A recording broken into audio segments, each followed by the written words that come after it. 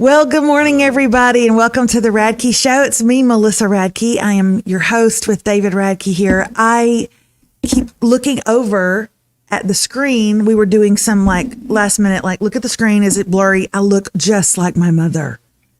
I keep looking over and thinking, I look just like my mother.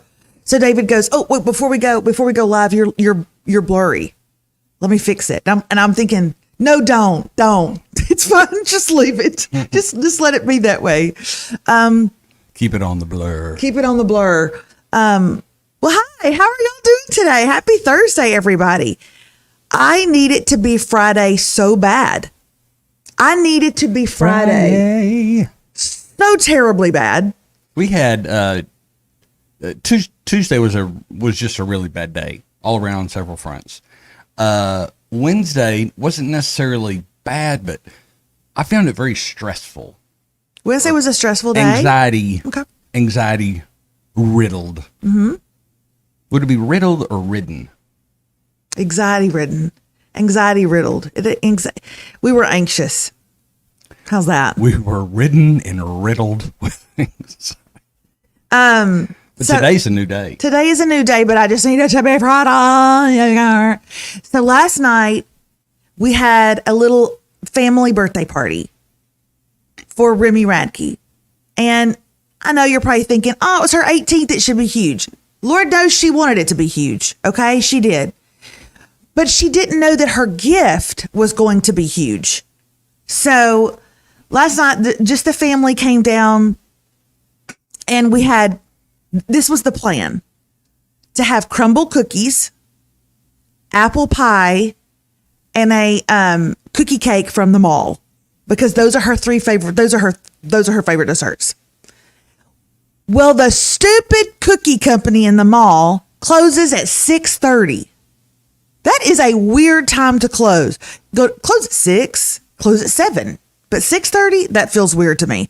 They got there at 6:36 to pick up her cake. Rocco did, and they had already closed. Now, interestingly enough, when I ordered the cake, they didn't ask me my name. They didn't ask me my number. They didn't ask me to pay for it. So I'm not out any money. I was frustrated, but I'm not out any money. But I don't know. It just, why wouldn't you get any information? Why are you going to make a big, huge cake with a happy 18th on it and then not get any information from the people? I don't know. Maybe they had no intention of making it. David, I'm really mad right now. I'm super mad at these people. Anyway. Maybe it was a young man named YOLO. For real. So the table set up for the party looked awful. It had an apple pie and some crumble cookies. That's it. And we had to stick her candles in an apple pie. Okay? But she still had a great time. So this is what I've been wanting to tell you guys. She sat down to open gifts and got a lot of gift cards and stuff like that. And then she got to ours and she opened it up and it was a box of clothes, just some short sets for summer and a little sundress, yada, yada. And she was like, oh, I love all this. And then at the bottom of it was an envelope. And it just said Remy Hope. It was a little Hallmark card. And I went to Walgreens yesterday to buy her a birthday card, and they had a birthday card that said, you're turning 18. What are the chances? I didn't know that. I was like, it ain't even funny, but I got to get it. And it was all sweet inside. And then inside of it was a little piece of paper folded up, and it said, Remy, would you like to go on a trip with me? Love, Mom. And she's like, she read it. She's like, okay. And she opened it up, and it's 2 tickets to go to, he's actually going to be in New Jersey. Where in New Jersey? Red. No, the city. I mean, it's like real close to New York. Yeah, it's not Hoboken. It's just a little past over. Red something. I can't remember, but it's right there. Yeah. But her favorite, Leslie Odom Jr., which everybody that I have told this to says, who is that? And I get it. But he is the most beautiful singer. If you've ever seen Hamilton, Leslie Odom Jr. plays the lead beside Lin-Manuel Miranda. He plays Aaron Burr. And he's the damn fool that shot him. That was his big line. But he's so incredibly talented. He literally does like 4 concerts a year. And he is doing one in New Jersey this coming Sunday night. And so Sunday morning, Remy and I will fly out to New Jersey, go to his concert on Sunday night, then go into New York and spend a couple of nights. I then had her open Grandma's gift. So she opened ours first and she was already freaking out. Okay. She was like, what? Oh my gosh. And we got good seats for it and everything. And she couldn't believe it. Here's a little backstory too. I don't know. It's been a month or 2 months since we bought the tickets. So we knew it was happening. But when Remy and I and Rocco and Taylor went to hear Nate Bargatze for we were driving down there and Remy started listening to all of his songs. It always starts with something from Hamilton, but then it goes to his other stuff. He does a lot of standard songs or standard type songs, that kind of stuff. And she was going, oh, I'd love to hear him in concert, but Daddy, he just doesn't do concerts. And I already knew I had the tickets to a concert. So that was kind of a cool, cool thing too. So then she, after that, then she opens, there's another envelope from Grandma and she opens it. And of course it's a sweet card, and I'm sure because it's her grandparent, she probably just thought it was going to be, a gift card or something like that. And inside of it was a little piece of paper and she opened it up and it was 2 tickets to Wicked. So while we're there, we're going to go see Wicked. And I don't know what she was more excited about, but she was elated. So we're spending 3 nights. We are spending 3 nights. That's it. Sunday night, we'll go to his concert. Monday night, we're going to go eat Chinese food somewhere. That's what she told me. And Tuesday night, we're going to see Wicked and we fly home Wednesday morning. So it's a quick little trip, but we are very excited. You said you didn't know what she was most excited about. I feel like I know what she was most excited about. What? What I figure you'll do Monday evening. What? And I don't exactly know what this means, but she said, and we get to see Subway people. Well, what is it? She goes, I'm so excited, Mom. I cannot believe this. Oh my gosh, y'all. She said to the family, y'all, I'm going to go see Leslie Odom Jr. one day, Wicked one day, and Subway people, like in their natural habitat. That's exactly what she said. I don't even know what that means. I think she has been raised in such a bubble and so sheltered that the hustling, bustling people that get on and off of a subway with their backpacks and stuff, like, that's like another world. Did you, when you went a couple of years ago with her, y'all never took the subway anywhere? Oh, we did. And she absolutely loved it. And we got lost. And of course I was like, don't touch anything. Don't touch anything. Don't look them in the eye. But now she's 18. She can do whatever she wants. Who am I to stop her? Hey, y'all. Question for you guys. What happens when a child that is living in your home turns 18 curfew wise? She has not asked me this question at all. Okay. Rocco has not asked me this question, but I was curious. When they're living in your house, they're under your roof. You could still do the, hey, my rules, my roof, right? You could still do that. And I got no problem with that. But if they are 18, so, we held her back in kindergarten. So she is one of the oldest ones in her class. She's going to be a senior next year. Do you as a parent, I'm asking this, I'm truly asking, do you as a parent begin to lift off any kind of rules that have up until this point, up until this point, reign supreme? And because we have a lot of rules for our kids and they meet them, but do we begin to lift that a little bit? Can y'all tell me what y'all think there? Yeah, I'm not even sort of surprised at everyone's response saying nothing changes. If they're in your house, if they're still in school, if you're paying bills, nothing Okay. happens. No, totally 100% agree with that. Totally agree with it, actually. But wanted to make sure that I wasn't being too harsh because she's 18, and I just didn't know if somebody would. Plus, I got up this morning at 5:20 to head to the gym, and I was using my phone as a flashlight because I don't even look at my phone in the morning. So I using my phone as a flashlight, get to the car, and notice that there is a text message from someone who sent me a long text message. They shall remain nameless. They sent me a long text message. And here's what it said. It said, I know this is none of my business and I should probably stay out of it. But your daughter is a good kid who makes good choices. But the reason that David and I've had a rough week with her is because she failed a class. And Remy has never failed a class before, ever. She's never made an F in a class. And she made an F in a class and didn't care. A D, actually. But she made this F in this class and she didn't care. And when we confronted her about it, her attitude was horrible. Now, it's like I told David, this is the beginning of the bird leaving the nest. Okay. She's stretching her wings. She's getting ready to fly. She's bucking up against the cage. That is going to happen. She bucked up against the cage really awfully, really disrespectfully, and literally came in sobbing 3 hours later, begging us to apologize. I knew that's not who she is. I know it's the beginning of the end, right?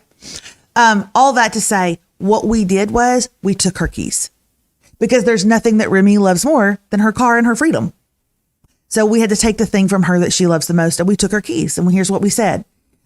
You go to camp in 3 weeks to be a counselor. She's going to be a counselor at this camp for 6 weeks. And you can drive yourself to the camp and you can drive yourself home. We'll take the keys when you get back. Because I'm not driving out of town to this camp to drop you off, but the keys are ours. That's what she loves. And so it's ours. So this morning I get in my car and there's a long text and it said, she's a good kid. She makes good choices. She failed a class. Worse things have happened. Some parents are having to deal with much worse things. Shout out to her for even taking a college class and thinking, I can do this. At least she tried. I just think taking her car for the summer is just way too much. But again, not my business. I shouldn't have stuck my nose in it, but I love you and I love her.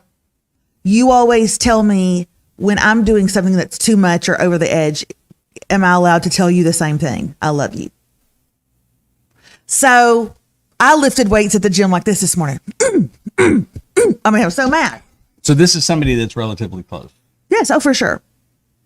So the question is, it's definitely from someone close, someone that loves me, loves her, loves you, loves rocks. What do you think about that? Did we do a bad thing? She failed this class because she didn't freaking care. She did not care. The teacher told us. We called and talked to her. She didn't care. 6 missing assignments. She did not care. 8 tardies. She did not care. And so what do you think about the text I got? I think it's probably somebody that loves Remy and knows Remy is a very, very good kid. We probably haven't talked about it a lot on here. Remy has always been like a straight A student, and in advanced classes, AP classes, she's always just been incredible. And this year it just changed. Now, saying that, she made 1D, and I don't know if there's any A's in there. Maybe there's 1A, but and mostly B's. I mean, so not even the grade number isn't that important to us. It's the effort that you put into. Mm-hmm. We try to use things around the house, or we've always tried to use sports, or we always try to use school to teach things about life and those kind of things. And she's had a very difficult year this year. And so having the freedom of that class, mm-hmm. and they keep track of your absences, doesn't necessarily count against you, but they keep track of them. They keep track of your tardies. They see the effort that you're putting in. And to be honest, most of the absences, I think 4 of the absences she was at a leadership training in the community those weeks. So she even had a reason to be out, but then she didn't do the work that was assigned. And so I don't know and you were quite upset at the time. What we said were we were taking the keys until camp, and we got home in camp. From when she got home from camp, then we decide what we were going to do. Mm-hmm. So if we took them back after camp, that might be a little much, but I don't think her having a little discomfort for now, we're talking like 2.5 weeks. I don't think that's overreaching or overreacting under the circumstances. I agree. I'm there. And the person on the text said taking her keys all summer. So they think she's taking that's a little extreme, but she's going to camp in 2 weeks, 2.5 weeks. Once she's back, we'll give them back to her. Okay. She can't do nothing at camp anyway. Somebody said, where'd it go? The texture was way out of line. That's why I asked if they were somebody close and like they love us. You know what I mean? If they are, we want those relationships where people can speak into our lives. Mm-hmm. If they're not that person, don't waste your time. If I tell David, I'll tell you on here who it is, and you'll see him go, oh, okay. He will not be offended when he finds out who it is, because number one, they don't normally do that. And number two, honestly, they're pretty hard on their kids. So for them to say that, but before I do, Debbie Zito had the best comment. She goes, you know what? I didn't necessarily change the rules. I just loosened them. I got a little more loose with them her senior year of high school, because I knew if I didn't, that kid was going to go off whole wild. She went to college, and I 100% agree with that. Like, I'm not saying we got to loosen the reins here and say, run, stallion, run. But we got to just start letting her live a little bit, because we do keep our thumb on our kids. Because if not, the child said to me, I'm going to choose a school based off of who has SEC footballs and parties after. No, you're not. Okay. So we're going to do good there. But it was Meredith, my cousin Meredith. Yeah. I mean, that's like, I don't think anything of that. She has a right to she has that. a right. And here's the other thing. She has a right to do it, and she doesn't abuse that right. Exactly. So that's the big thing. I think all of us should have people in our life that will challenge us, hold us accountable, question us. It doesn't mean that we immediately have to, line up with whatever. But I think if they're in your life, I think that's, and they don't abuse it. You're right. Let me ask you, and they don't abuse it. Another example, what would you have said if I said it was my mother? Take them away till Christmas. Speaking of not abuse it. I think these kids are just too mean to him, Melissa. But it's an interesting topic, because Melissa and I have had some conversations even over the last couple of days. How many people, and on this platform, it won't be quite the same, but if we posted this conversation on other platforms, the unsolicited input that we would have from just dozens of people, when you go to type a response, when you go to give your advice, stop and think, if this person is close to me, do I care about this person? Have they spoken to my life? If they haven't, which probably 99.9% on social media haven't, you really don't need to give them your opinion. You can just kind of, you can kind of tuck it away. They don't want it. So give your opinion to the people that want it. And there's not a lot of them. And I will say this. Somebody said, well, what if was it like a really difficult class? Was it like a really tough class? Remy took AP psychology, and she made an A in that. She took AP history. She took AP chemistry. No, that's next year. Advanced chemistry, advanced AP English. All these incredibly tough courses. Failed every one of them. No, I'm just kidding. No, she made all B's in AP, so that's actually like a 4.0. Okay, enough dad talk. But no. Here's the reality talk. This class was a speech class at our community college. By far the easiest class she took all For year. the love of God, that also- I'm a speaker. For the love, Remy. That is ridiculous. Nate Bargatze literally makes a joke about the fact that when he went to community college, the only class he passed was speech because everybody passes it, and she failed it. When we told her that, her response was, I never said I wanted to be Nate Bargatze. But do you want to talk? Literally, you took a talking class. Here's the thing. When you step into these college classes, hey, if I was a junior in high school, if my mom's watching, she can tell you, I wouldn't have made a 63 in there because I needed structure. I needed help. I needed a teacher to go, hey, you better show up. You better turn in your work. So that's a hard transition. That's a hard transition with, having a little bit more freedom, having a little bit more, Somebody just asked the question, you would have felt that way if your mom had sent the text. You would have been like, oh, Lord, please, mother, I'm not even listening to you. But they said, well, how would you have felt if it had been your dad? The same way. The same way. And that's saying something because I am a daddy's girl and the way I view my dad is totally different than the way I view my mom. I view my mom in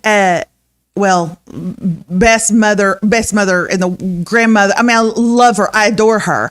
But I also can brush her off sometimes, right? I'll take that with a grain of salt. But like all grandparents. But my dad, I don't necessarily do that. But all grandparents, I mean, they baby the grandkids. But when it comes to the grandkids, yeah. I mean, when it comes to the grandkids, they just, I'm sorry, they just don't hold a lot of weight because they're just like, let him, Melissa, let him go. I think Rocco is really tired, Melissa. I think he's just emotionally drained. And so your daddy and I are going to send you to Hawaii for a couple of days. That would be my mother. Rocco's over there right now. You know why he's over there? You know why he spent the night with him last night? He said, can I go home with Poppy? I know why. Because yesterday morning was his first day of summer. Yesterday was. And when he woke up, I had yard work for him to do. And he don't want to do nothing today. Do you know, you've heard this saying before, and you think this restaurant came up with it. But the phrase, no rules, just right, started at Noni and Poppy's house. You thought it was Outback Steakhouse. Nope, it's Noni and Poppy's.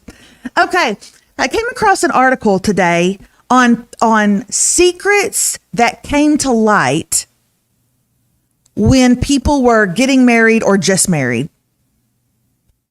And I wanted to bring them up to you guys and you tell me, would these have been deal breakers for you? Okay?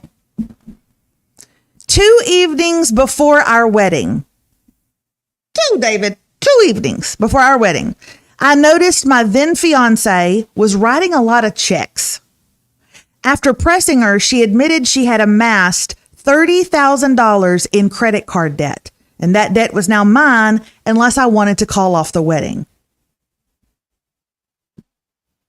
Is that a big deal? Should you have called it off? Is that 2 days before your wedding? Invitations are out, the whole bit.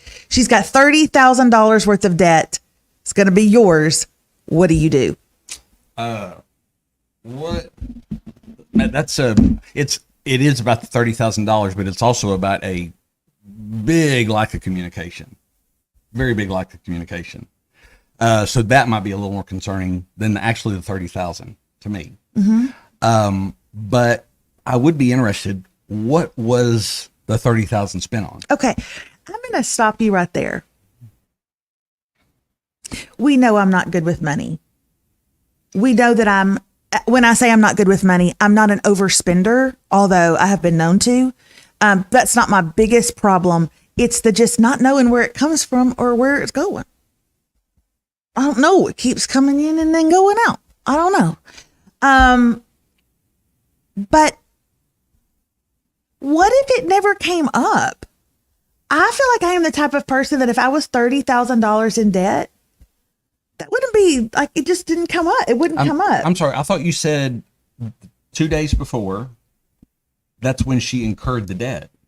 No. Oh, I'm sorry. She had this $30,000 debt and she didn't bring it up until 2 days before. Yes. That's what exactly how I took Okay. it. I thought you meant in the 2 days before she had spent $30,000. Okay.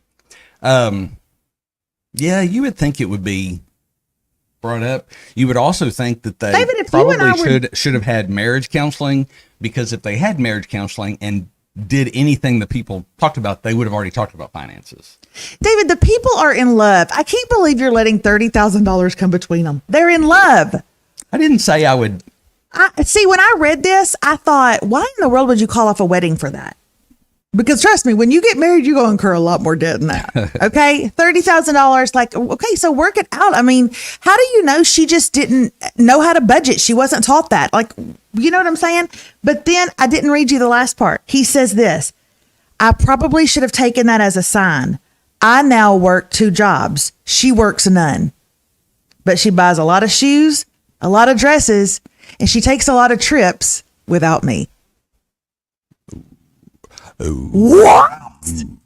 What? Now that's weird. That's just weird. So with all the details, I would say he should have left her before they got married. But that is that is so weird. That is so foreign to me. I can't even. But at first, I had pity on her. I'm like, you don't know how she amassed this credit card debt. You don't know if her parents did not help her through college and she was, doing it all. You don't know.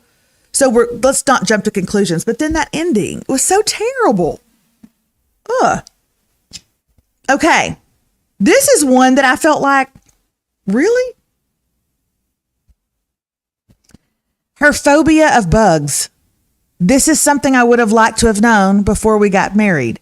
She always, and always is capitalized, had to sleep with a sheet or a blanket covering her to guard against the bugs that might be in the room to bother her. So she tucked her head in? I didn't know. He didn't say that. I think he would have said that. Well, everybody sleeps with a sheet and a blanket. Maybe Michael from Pennsylvania. Maybe she's written somewhere going, my husband used to sleep with a sheet and a blanket. What is wrong with this weirdo? What in the world, Michael from Pennsylvania? You got against a sheet? No, a woman just wanting a sheet and a blanket. So let me get this straight. Every night when they would go to bed, he'd get, I guess you're going to want something else to cover you up. She'd be like, well, it's December. I'm a little chilly. Oh, no, it's always about the bugs. Well, I also prefer not to have bugs crawling on me, but that's why you should have called off your marriage. No, that. And then I thought this one was, am I missing something? And finally, been with my wife for almost 30 years, and she told me the other day that she's never seen Roadhouse with Patrick Swayze, and I know my marriage is built on a lie. David? That was sarcasm, I have to think. I've never seen Roadhouse with Patrick Swayze. I haven't either. Remember when we saw the new one? We both said that. I hadn't seen it either. Now that I've seen the new one on Amazon Prime with Jake Gyllenhaal, I can tell you, there's no way in heck I'm going to go back and watch the Patrick Swayze one. I didn't like this one. Okay? But at least it had Jake Gyllenhaal in it.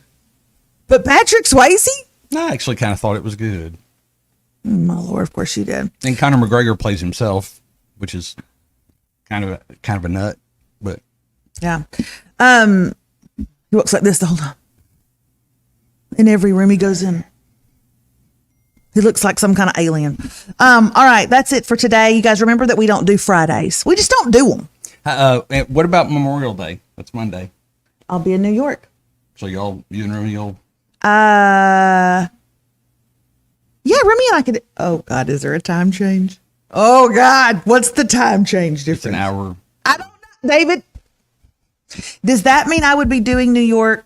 I don't want to make Remy get up and do anything early. It is her summer. It'd be 9:30. It'd be 9:30 New York time. Mm-hmm. Okay, that's not too bad. Okay. So Monday and Tuesday. Wait, hold on. Is there not any way we could skip Monday because it's Memorial Day, but then do Tuesday and do Tuesday? We'd still be together on Tuesday. Sure. Okay, so we won't do Memorial Day, but we'll do Tuesday. All right. How's there you that? go. So take Memorial Day off, sleep in, go blow up your pool floats, get ready for your Memorial Day. Melissa and Remy will be coming to you live from New York on Tuesday. You'll hear about all our excursions. All right. Love you guys. We'll see you soon. Bye. See ya. Bye-bye.